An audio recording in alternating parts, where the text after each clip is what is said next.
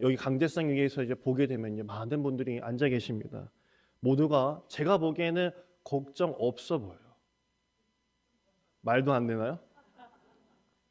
그런데 한 분 한 분 교제해보고 기도 제목을 이제 하나하나 넘겨보다 보면은, 야, 이런 고민과 기도의 제목을 가지고 계시구나 라고 알게 됩니다.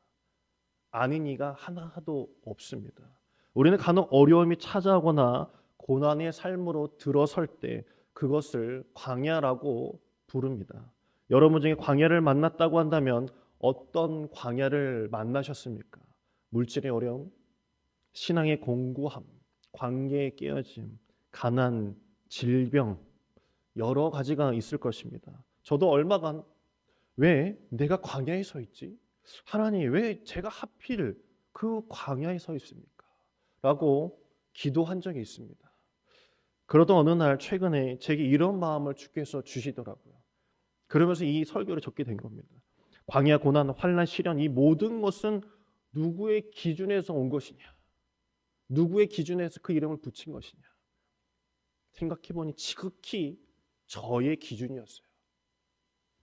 누구의 기준에서 고난인가? 허접하고 무지한 나의 기준에서 비롯된 고난이라는 광야였던 것입니다. 우리의 언어 습관을 잘 살펴보면요, 말끝마다 안 된다, 못 된다, 환난이야, 실패야, 절망이야, 낙심이야, 나 시험 든 것 같아, 약해, 난 가난해 라고 이야기를 합니다. 이런 관점으로 광야라고 이름을 붙이는 것은요, 하나님이 아니라 나라는 것입니다.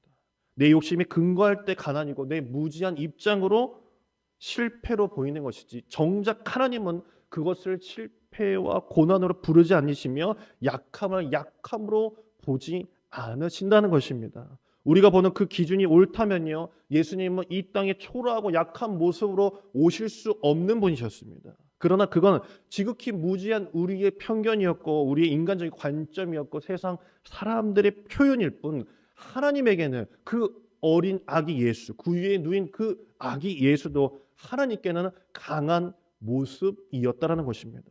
그런 의미에서 광야도 누구 기준에서 광야인가를 생각해 보시길 바랍니다. 내 생각대로 안 되니 힘겹고 내 예상대로 안 되니 당황하며 고난이라, 광야라 부르는 것뿐입니다. 오늘 본문에서 시편 저자는 자신의 처지를 다른 표현으로 부르고 있습니다.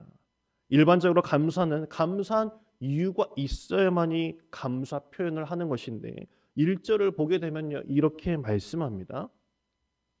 여호와께 감사하라. 그는 선하시며 그 인자하심이 영원함이로다 라고 말씀하십니다. 무엇이 그렇게 감사했는지 1절부터 하나님께 찬양합니다. 감사합니다 라고 말합니다. 그 뒤를 보게 되면 8절에서도 그렇고 15절에서도 그렇고 중간중간마다 후렴구가 반복되어져 있어요. 감사합니다, 영원함이로다 라고 말하고 있습니다. 감사한 이유를 보니 4절에서 5절까지 그들이 광야 사막길에서 방황하며 거주할 성읍을 찾지 못하고 줄이고 목이 말라 그들의 영혼이 그들 안에서 피곤하였도다라고 말하고 있어요. 전혀 감사할 일이 아닙니다. 그런데도 감사했다라고 합니다. 어려움에 처해도 감사, 건전해 주셔서 성읍을 주셔도 감사하다라고 그 이후에도 계속 그런 반복이 일어나고 있습니다. 우리가 오늘 말씀을 통해 깨달을 수 있는 것은 감사할 내용의 문제가 있는 것이 아니라 나의 문제임을 아는 것에 있는 것입니다. 우리가 그 차에 티백이 있죠. 뭐 둥글레차, 뭐 이런 차 겉포장을 벗겨 놓으면요, 이게 무슨 차인지 알 수가 없습니다. 그 티백은 더운 물에 담가 봐야만이 그 티백의 내용에서 어떤 차가 우러나오는지 알 수 있습니다. 그 향이 우러나와야만 정체를 알 수 있는 것이죠. 그 정체란 평온할 때는 알 수 없습니다. 뜨거운 물과 같은 그 고난과 환난에 담기게 되면 그 근본, 그 정체성이 드러나게 되어 있죠. 평온할 때는요, 누구나 잘 살아요. 누구나 평온하게 아름답게 살 수 있습니다.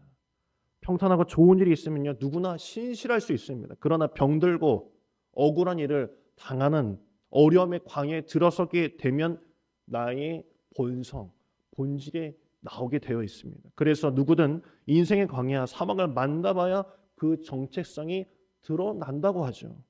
어떤 광야를 만나게 되면 신앙으로 다 이겨낼 수 있을 것 같아도 막상 실패하고 고난당하면 대개는 절망하고 낙심하고 분노하고 막 짜증을 내고 시시비비를 갈아서 책임을 전가하기 마련입니다. 또한 사람을 찾아다니기도 하고 정치질을 하는데 에너지를 막 쏟아내는 사람도 있습니다. 올바르게 반응하는 사람들을 찾아보기가 어렵죠. 내 마음을 흔들어 놓으며 정말 하나님만 섬길 것인지 나에게 물어야 되는 시간들이 꼭 온다는 것입니다. 괜찮을 줄 알았던 내 영, 내 신앙의 미천함이 드디어 발각되게 되어 있습니다. 우리나라 양궁 대표팀의 실력은 아주 대단합니다. 우리나라 사람들이 뭐 눈이 작아서 그런지는 모르겠지만 아주 참 잘 쏘죠. 12년도에 런던 올림픽 때 런던이 아주 변덕스러운 날씨로 유명하잖아요. 그때 개막 4일 전부터 아주 이상하리만큼 그 양궁장의 날씨가 참 좋았다라고 합니다. 그러다 기자가 이제 그 양궁 대표 오선택 감독님에게 찾아가서 이런 날씨가 계속 유지가 되어야 선수들이 잘 쏠 텐데요 라고 이렇게 이야기를 건넸다고 합니다. 근데 그 오 감독님의 뜻밖의 대답을 했습니다. 뭐라고 했냐? 아니요. 오히려 저는 비가 쏟아졌으면 좋겠어요. 바람이 불었으면 좋겠습니다. 이런 환경에서는요. 여기 오는 사람은 누구나 다 잘 쏩니다. 비가 오고 바람이 불어야 비로소 선수들의 실력 차이가 확연히 드러나기 마련인 것입니다. 라고 말했습니다. 저는 너무 감동적이었어요. 자신이 있다는 말이죠. 진짜만이 할 수 있는 이야기입니다. 광야도 마찬가지입니다. 진짜 실력은요. 거기서부터 시작이 되는 것입니다. 실력 있는 자는 어떠한 어려운 가운데서도 요동치 않는 것입니다. 오늘 말씀의 제목도요. 요동치 아니하리라. 그러므로 근본 없는 사람들이나 믿을 구석이 없는 사람들, 주님을 알지 못하는 자들이나 두려워하는 것이지. 하나님을 믿는 그 믿음이 나에게 깔려 있고 믿음의 근본이 있는 자들은, 실력이 있는 사람들은 두려워하지 않는 것입니다. 시편 107편 저자는요. 잘 되든 못 되든 안 되든 그저 하나님의 은혜라고 말하고 싶었던 것이에요.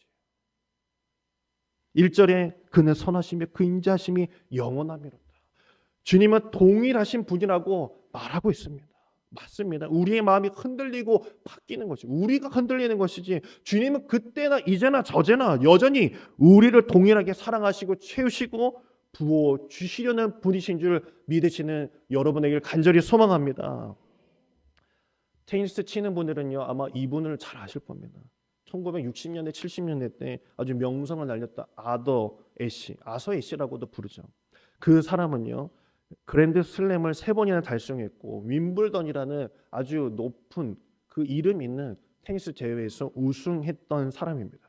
그런데 그 아주 잘 나갔던 그 테니스 선수가 승승장구하고 있었던 사람이 갑자기 심정지가 오게 되었습니다. 수술을 받아야 했고 불행하게도 그 수술 과정에서 수혈을 받았는데 또 하필 수혈을 받은 피가 에이즈 걸렸던 감염자의 피였던 것이에요. 그래서 그 나이 50세에 세상을 떠나게 되었습니다. 그런데 그 테니스 선수가 살아생전에 에이즈와 심장병으로 투병을 하고 있었을 때 자신이 인터뷰에 하나님의 뜻임을 받아들이고 살겠습니다라고 이렇게 이야기를 하자 그 여러 팬들이 이제 편지를 보내온 거예요. 이제 막 힘내라, 할 수 있다, 하나님이 함께 하신다라고 했는데 그 중에 어떤 팬이 이렇게 편지를 보내왔습니다. 하나님은 왜 당신에게 그같이 나쁜 병에 걸리게 했을까요? 참 비수를 꽂는 질문이죠. 하나님을 믿으면 잘 살아야죠. 하나님을 믿으면 축복받아야 되지 않습니까? 하나님을 믿는다라고 하면 승승장구하는 게 맞지 않나요? 그렇게 묻고 있는 것이에요. 근데 그 질문에 아서 애쉬 그 테니스 선수는 이렇게 대답을 했습니다. 전 세계 5천만 명의 어린 선수들이 테니스를 칩니다. 그리고 500만 명이 테니스 정식으로 배우고 그 중 50만 명이 직업 선수가 됩니다. 그 중에 5만 명이 리그에 참여하게 되고 5천 명이 그랜드 슬럼 대회에 참여하게 되고 그리고 그 중에 50명이 윌블던 그 대회에 참여할 자격을 얻고 4명이 준결승에 진출하고 결승에 2사람만 오르게 됩니다. 제가 윈블던 우승 컵을 들었을 때 저는 하나님께 왜 접니까? 라고 묻지 않았습니다. 라고 이렇게 편지를 써서 보냈다고 합니다. 인생을 살면서 우리는 수없이 많은 축복을 받고 삽니다. 잘 생각해 보세요. 내가 고난을 당할 때 하나님 제가 왜 나여야 됩니까? 왜 하필 나여야 됩니까? 왜 내가 이 모양 이 꼴로 살아야 됩니까? 하나님 앞에 내가 헌신하고 드린 헌물이 얼마인데 내가 왜 이렇게 살아야 됩니까? 라고 한탄과 주님께 기도하는 건 있었지만 내가 그 누구도 누리지 못하는 그 축복을 내가 받았을 때 왜 하나님 그 축복이 저입니까? 라고 말하는 이는 없다라는 것입니다. 왜 축복은 당연하다라고 나는 여겨야 된다라고 생각을 해야 된다는 거예요. 내 입장에서 좋고 잘 될 때 아름다운 것이 아니라 하나님 관점에서 복이라고 말씀하시며 복인 줄 믿으시길 간절히 소망합니다. 내 남편은 내 자녀는 내 집안은 왜 이 모양이냐고요. 더 나은 환경이었으면 아니 여러분이 있는 곳이 복된 곳입니다. 그렇게 믿으시는 게 좋은 거예요. 하나님은 그렇게 만들어 가십니다.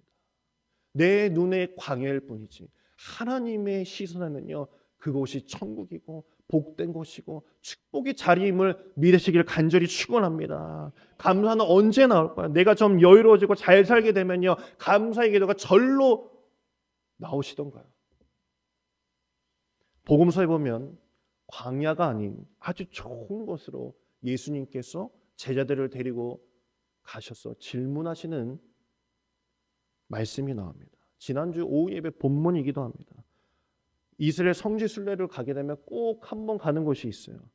이스라엘 땅은 상당히 메마른 땅입니다. 광야 지역이죠. 그런데 유일하게도 물이 차고 넘치고 흐르는 곳이 있어요. 그곳이 바로 헬몬산입니다. 말씀에서는 가이사랴 빌립보라고 하기도 합니다. 그 주변을 말하는 것이죠.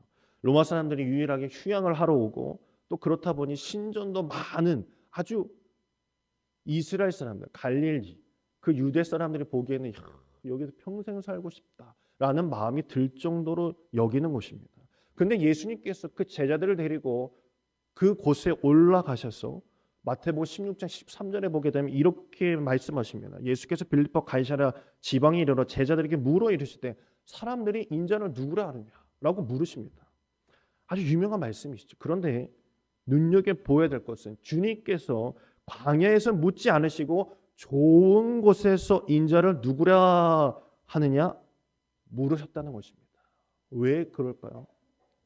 여러분 다른 나라를 여행 가게 되면요. 이 가이드가 있어요. 이 가이드가 이제 여행 안내를 해주면 막 이곳은 이렇고 저곳은 저렇다 막 소개를 해주게 되죠.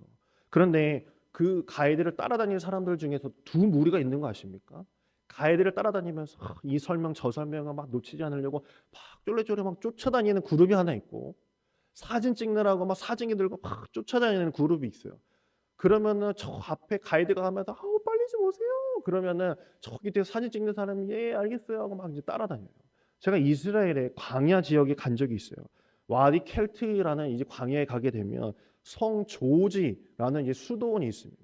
이 거기에 이제 들어서게 되면 여러 갈래도 있고 광야길이 좀 복잡해요. 거기는 이제 골짜기여서 배경이 너무 좋은 거예요. 거기서 제가 사진을 막 찍고 돌아다녔어요. 그 무리에 껴가지고 그러다가 그 광야 지역에서 가이드를 잃어버린 적이 있어요. 한참 찍다 보니까 가이드가 없어진 거예요. 그 앞에 무리가 없어진 거죠. 결국 나중에 겨우겨우 찾아서 그들을 만나게 된 이후로는요. 전혀 사진 찍을 생각도 안 해요. 그냥 거기 가서 가이드만 쫓아다녀야 돼요. 거기서는요. 가이드밖에 의지할 사람이 없기 때문입니다. 잘 생각해 보세요. 예수님께서 만약에 광야에 제자들을 데리고 가셔서 인자를 누구라 하느냐라고 제자들에게 묻게 되면은 답은 당연합니다.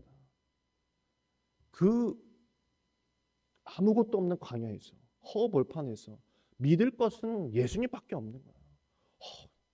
주님밖에 없습니다. 주님밖에 없습니다. 라고 당연히 그렇게 고백할 수밖에 없습니다.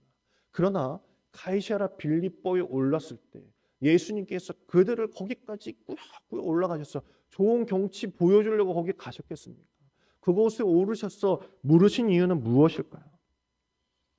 너희가 이곳에서도 정말 너희의 배를 채우고 너희의 눈을 채워줄 이곳에서도 나를 그리스도라, 하나님의 아들 예수 그리스도라 라고 고백할 수 있겠느냐라고 질문하고 계셨던 것입니다. 어려울 때는 잡을 것이 주님밖에 없어요. 당연한 질문이죠. 하나님께서는 믿음을 보실 때 고난도 있겠지만요, 잘 될 때도 그 믿음을 보십니다. 주님은 너희가 잘 먹고 잘 살 때 은혜에 감사하며 나를 따를 수 있겠느냐라는 거예요. 주의 은혜로 삶이 잘 됐을 때, 더 이상 기도할 거리가 없을 때도 진정한 믿음이 나오게 되어 있는 것입니다. 내 삶의 그릇을 흔드는 것들이 분명히 있습니다. 물질이든 자녀이든 사람 간의 관계이든. 그러나 그 아래가, 나의 아래가 무거운 오뚜기처럼 내 영이 큰 믿음이 자리 잡고 있으며 어떠한 시련과 어려움에도 하나님을 바라보는 믿음은 요동치 아니할 줄 믿습니다. 오늘도 하나님은 그 인자하심으로 우리의 삶에 기적을 행하시고 계시는 줄 믿습니다. 요동치 마시길 바랍니다. 나 스스로 광야라 칭하지 마시고 나 혼자 있는 것 같다라고 말씀하지 마시고 넘어지지 마시고 우리의 구원 되시고 산성 되시고 방패 되시고 구원 되시는 예수 그리스도를 믿는 저와 여러분에게 간절히 소망합니다. 진정한 믿음의 사람은요, 로또 맞아서 믿음의 사람으로 거듭나는 것이 결코 아닙니다. 내가 오늘 이 아침에 주께서 눈을 뜨게 하신 것도 감사거리가 아니겠습니까? 잘되건 못되고를 떠나 주님의 자녀임을, 구원의 주인공이 됐다라는 거, 감사할 수 있는 자가 복된 자임을 믿으시길 바랍니다. 그리고 그 섭리를 깨달아 감사하는 이에게요, 하나님께서는 더 큰 것으로 채워주시는 것입니다. 감사로 또 다른 기적을 경험하는 여러분들이 될 수 있는 것이죠. 여전히 삶에 구멍이 있으십니까? 여전히 삶에 큰 고난이 있으십니까? 채워지지 않는 그 공허함을 바라보지 마시고 이제부터 하나님께서 그 빈 부분을 채우실 역사와 그 기적을 바라보시며 기대하시는 여러분 되시길 간절히 소망합니다. 주님을 나의 구주로 고백하는 그 입술을 통해 채우시고 역사하시게 되어 있습니다. 변함없는 주님을 나의 구주로 고백하고 의지하였을 때 소망하고 기도하는 모든 것들이 주님 안에서 채워지고 하나님의 뜻 가운데 풀어지고 역사함 받길 간절히 소망합니다.